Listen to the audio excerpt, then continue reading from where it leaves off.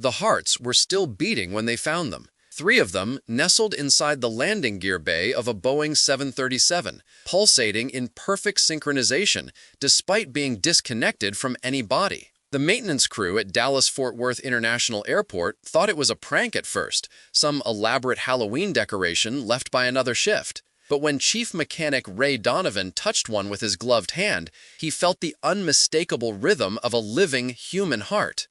This discovery would become the most disturbing aviation mystery of the 21st century, and it all started with routine maintenance on a flight that shouldn't have existed. Ray Donovan had been working as an aircraft maintenance technician for 27 years. His weathered hands had dismantled, repaired, and reassembled virtually every component of commercial aircraft throughout his career. There was nothing he hadn't seen, or so he thought, until that cold October morning when he was called to inspect an anomaly in the landing gear mechanism of what airline records identified as Flight 19.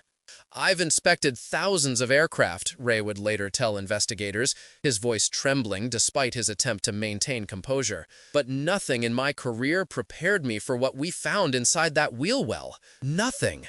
The aircraft had arrived the previous night, according to the tower logs, landing at 2:13 a.m. during a period of moderate rain. But here's where the first inconsistency appeared. No Flight 19 was scheduled to arrive at DFW that night. No Flight 19 existed in any airline's current routes.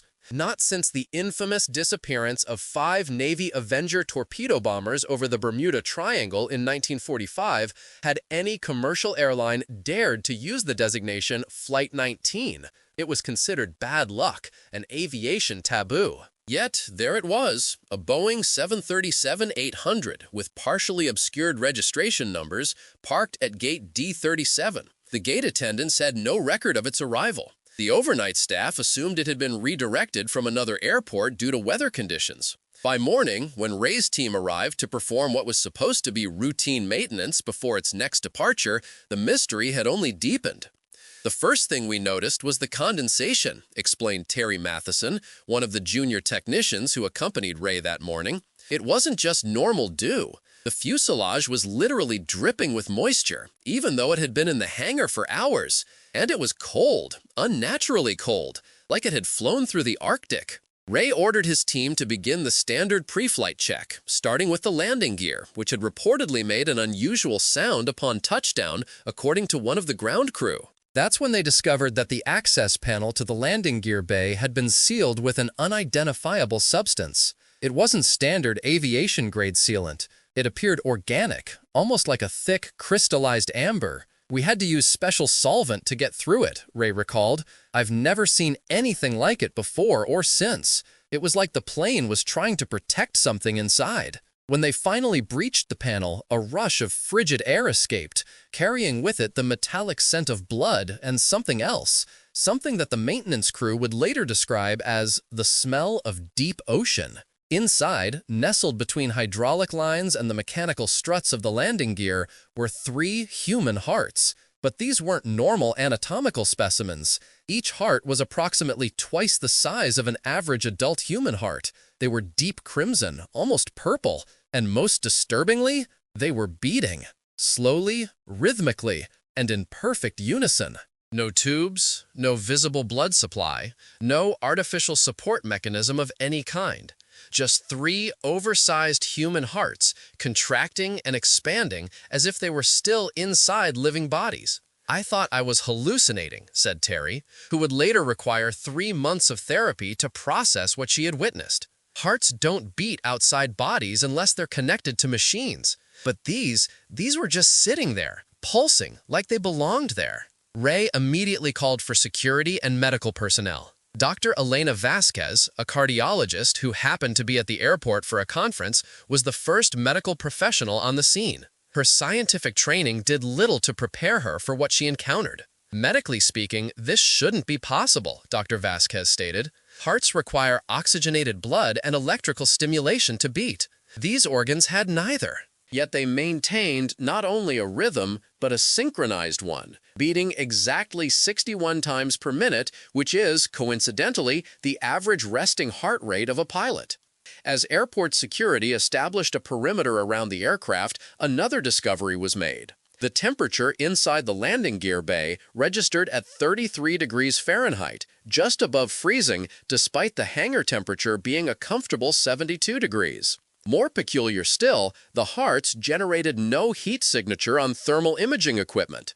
They registered as cold spots, absorbing rather than emitting thermal energy. Then came the most chilling revelation. When security ran the aircraft's partially visible registration number through the FAA database, they found it matched a Boeing 737 that had been decommissioned and scrapped 3 years earlier following a non-fatal accident over the Gulf of Mexico. According to official records, the aircraft designated as tail number N778CL had been dismantled in an aircraft boneyard in Arizona. It shouldn't have been capable of flight, let alone appearing fully intact at DFW. By noon, FBI agents had arrived and the airport had sectioned off the entire maintenance hangar. The Harts were carefully removed and placed in specialized containers for transport to the nearest federal laboratory. But as agents attempted to lift the first Hart, something unprecedented happened. It changed rhythm. The beat accelerated rapidly, from 61 to nearly 200 beats per minute. The other two Harts, still inside the aircraft, immediately matched this new, frantic pace. It was like they were communicating, said FBI Special Agent Marcus Reed, like they knew they were being separated. More disturbing still, the aircraft's previously dormant electrical systems suddenly activated. Cockpit lights flickered on. The auxiliary power unit hummed to life despite being disconnected from any power source. The navigation screens illuminated, displaying not the standard startup sequence, but coordinates 24 degrees, 28 minutes, 23 seconds N, 80 degrees, 36 minutes, 29 W, the last known position of the original Flight 19 before it vanished in 1945. As the first Hart was fully removed from the landing gear bay, it emitted a sound that witnesses would later struggle to describe. Not quite a beat, not quite a voice, somewhere between a deep bass thrum and what linguists would later analyze as being structurally similar to distress code transmissions. The other Harts responded in kind, creating a haunting, rhythmic sequence that seemed to fill the hangar despite not registering properly on recording equipment. Then, without warning, the removed Hart began to deteriorate rapidly. Its tissue broke down before the eyes of the stunned investigators, liquefying into a dark substance that resembled oil more than blood. Within minutes, it had completely dissolved, leaving nothing but a residual iridescent stain that proved impossible to remove from the containment vessel.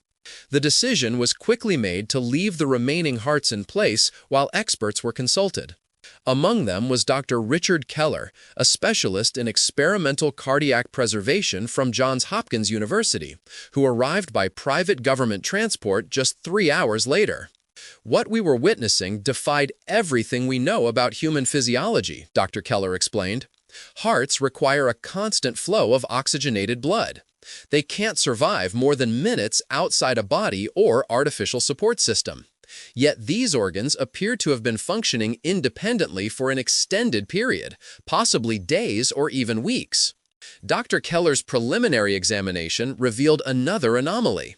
Using portable scanning equipment, he determined that the Harts contained unusual structural modifications. The ventricular walls were nearly 3 times thicker than normal, and the atrial chambers had developed additional, previously undocumented structures that appeared to be secreting a clear fluid. These weren't just ordinary hearts that somehow continued beating, he stated. They had been fundamentally altered, adapted for something else. As night fell, a decision was made to transport the entire aircraft to a secure government facility for further investigation. That's when the situation escalated beyond anyone's worst fears.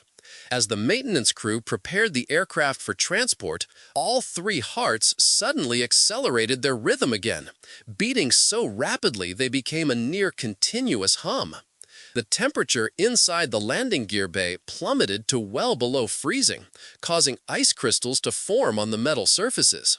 Then, in perfect synchronization, the Harts released a pressurized spray of dark fluid that coated the interior of the compartment. Within seconds, this fluid began to crystallize, forming structures that resembled neural networks, branching, connecting, growing before the astonished eyes of the investigators. It was building something, Ray would later testify, using the aircraft as a framework, like it was trying to create a body for itself. The decision was made to evacuate the hangar immediately. As the last person exited the building, the lights throughout the facility failed. Emergency generators kicked in, but they too shut down after only 30 seconds. For 17 minutes, the hangar remained in complete darkness, sealed from outside access as per emergency containment protocols. When power was finally restored and hazmat-suited teams re-entered, they found the landing gear bay empty. The hearts had vanished. But they hadn't gone far. Thermal imaging of the aircraft revealed heat signatures now distributed throughout the entire fuselage. The hydraulic systems, electrical conduits, and avionic pathways all showed evidence of biological infiltration. The crystallized fluid had spread through the aircraft's circulatory systems, fuel lines, hydraulics, electrical conduits, forming an intricate network that mimicked human cardiovascular anatomy but on an aircraft scale. The plane wasn't just housing the hearts anymore, explained Dr. Keller. It had become one giant, integrated cardiovascular system. The hearts had essentially hijacked the aircraft. What happened next remains partially redacted in official reports, but eyewitness accounts from maintenance personnel provide a chilling narrative. The aircraft, despite having no fuel in its tanks and being disconnected from all ground power sources, began to power up. The engines initiated their startup sequence. The cockpit came alive with lights and instrumentation. The control surfaces, ailerons, elevators, rudder, began to move in coordinated patterns as if the aircraft was preparing for flight. Airport controllers, monitoring from the safety of the control tower, reported receiving automated transmissions from the aircraft. But instead of standard identification signals, they received what audio engineers would later determine to be sonar pulses, similar to those used by submersibles for deep ocean navigation, interspersed with fragments of what appeared to be a distress call recorded in 1945. "We're completely lost. Everything looks wrong. Strange. We can't be sure of any direction. The ocean doesn't look as it should." Military personnel arrived within 30 minutes and established a security perimeter around the entire airport. What happened inside that perimeter over the next 48 hours has never been fully disclosed to the public. What we do know comes from scattered reports, leaked documents, and the testimony of 3 maintenance workers who violated their non-disclosure agreements years later. According to these sources, the aircraft began to undergo physical transformations. The fuselage developed rippled patterns that witnesses compared to muscle tissue. The windows darkened and became semi-translucent, resembling ocular membranes. Most disturbing of all, the landing gear, where the hearts had first been discovered, extended and retracted in rhythmic sequences that precisely matched human respiratory patterns, 16 cycles per minute. "It was breathing," said one anonymous technician. "The whole damn plane was breathing." Specialists from various government agencies attempted to neutralize what they now classified as a biological anomaly of unknown origin. Initial efforts to disable the aircraft using electromagnetic pulse devices proved ineffective. The biological systems had somehow shielded the aircraft's critical components from electromagnetic interference. The decision was made to use more direct methods. A specialized team entered the aircraft with the intention of directly neutralizing the 3 hearts that appeared to be controlling the transformation. What they found inside defies easy explanation. The interior of the aircraft no longer resembled a commercial airliner. The seats had been dissolved and the materials repurposed into fibrous structures that lined the walls, ceiling, and floor. These structures pulsated visibly, transporting dark fluid throughout the cabin. The cockpit had been transformed most dramatically. Where instruments and controls should have been, there now existed what witnesses described as a nest composed of crystallized material surrounding what appeared to be a single, massive heart, roughly the size of a small automobile, formed from the merger of the 3 original organs. It was like walking into a living cathedral, described one team member who spoke anonymously. Everything pulsed with life. Everything had purpose. And at the center of it all was this massive, throbbing heart that seemed to watch us, even though it had no eyes. The neutralization team attempted to approach the central heart structure, but reported experiencing intense disorientation and visual hallucinations as they drew closer. 3 team members collapsed with symptoms resembling extreme altitude sickness despite the cabin being pressurized normally. The remaining team deployed incendiary devices before retreating. The resulting fire should have consumed the aircraft entirely. Instead, according to sensor data, the temperature inside the cabin rose to over 2,000 degrees Fahrenheit and then rapidly dropped to near freezing. When a second team entered 4 hours later, they found the interior completely restored to its original commercial configuration. Seats, panels, instruments all returned to normal, with no evidence of biological transformation, except for one detail. Each seat back now contained a perfectly formed impression of a human heart. The aircraft was dismantled under the highest security protocols and transported to an undisclosed location for further study. The official explanation given to airport personnel and the limited media who had gotten wind of an incident was that a hazardous material spill had occurred during routine maintenance. But the mystery of Flight 19 and its beating hearts was far from resolved. In the months following the incident, 5 maintenance workers who had direct contact with the hearts developed unusual cardiac symptoms. Their hearts began beating in synchronized patterns, regardless of their physical distance from each other. 2 reported hearing sonar-like pulses during sleep. 1 developed unusual growths in his cardiac tissue that doctors could not identify. Most disturbing of all, meteorological data revealed an anomaly. For exactly 61 days following the incident, matching the beats per minute of the original hearts, weather radar detected an aircraft-shaped weather pattern that formed daily over the exact coordinates where the original Flight 19 disappeared in 1945. These patterns would persist for exactly 109 minutes before dissipating, the exact duration of the final recorded flight time of the lost Navy squadron. Dr. Elena Vasquez, who had first examined the hearts, developed her own theory after months of analyzing the limited tissue samples that had been preserved. What we encountered wasn't supernatural, despite how it appeared, she explained in a restricted medical journal article that was quickly removed from publication. It was evolutionary. These hearts had adapted to an environment we cannot comprehend. They had learned to use aviation systems as their circulatory system. They had found a way to survive. The most troubling development came exactly 1 year after the incident. Ray Donovan, who had since retired from aircraft maintenance, woke in the middle of the night to the sound of rhythmic beating. Following the sound to his garage, he discovered a small puddle of dark fluid forming beneath his car. When he touched it, the fluid was cold, unnaturally cold, and seemed to pulse against his fingertips. The fluid began to crystallize before his eyes, forming the same amber-like substance that had sealed the landing gear bay of Flight 19. As he watched in horror, the substance began to spread across his garage floor, forming intricate patterns that resembled both circuit boards and vascular systems. Ray immediately contacted Agent Reed, who arrived with a containment team within hours. They discovered that Ray's car, a completely ordinary Honda Civic, had developed unusual modifications to its engine. The mechanical fuel pump had been replaced by a pulsating organic structure that maintained the exact rhythm of the hearts from Flight 19, 61 beats per minute. Since then, similar incidents have been reported at 17 different airports across North America. In each case, maintenance crews discovered unusual organic structures integrated into aircraft landing gear systems. In each case, the affected aircraft had recently flown through the airspace over the presumed crash site of the original Flight 19.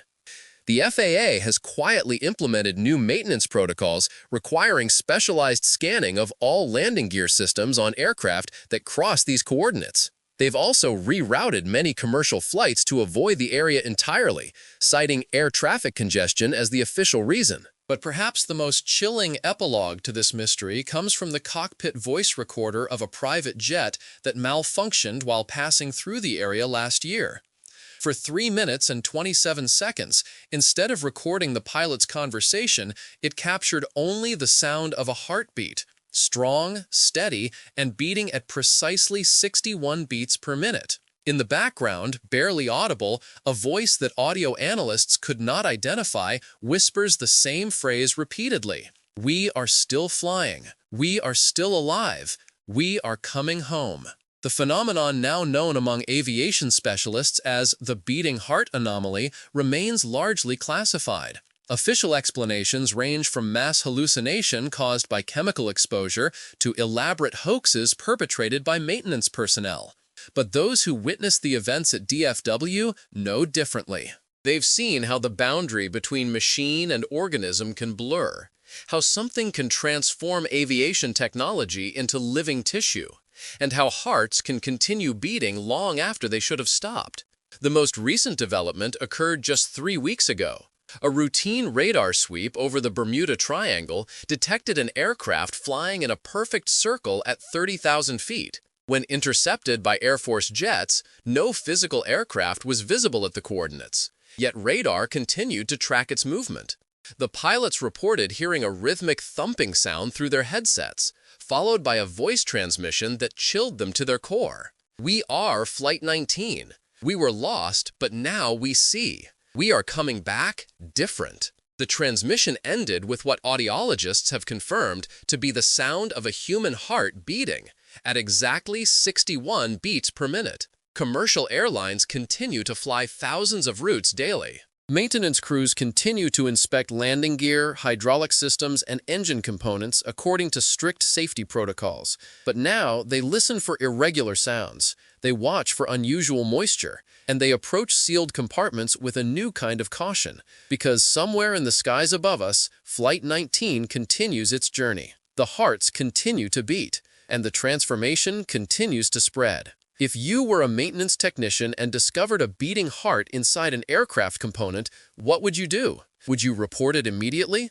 or would curiosity compel you to investigate further? Do you think the hearts from Flight 19 represent evidence of something supernatural, or could there be a scientific explanation for organic tissue evolving to integrate with mechanical systems? Share your thoughts in the comments below, and subscribe for more investigations into aviation anomalies that you won't find documented anywhere else. And remember, the next time you fly, listen carefully to the rhythm of the engines. It might not be mechanical after all.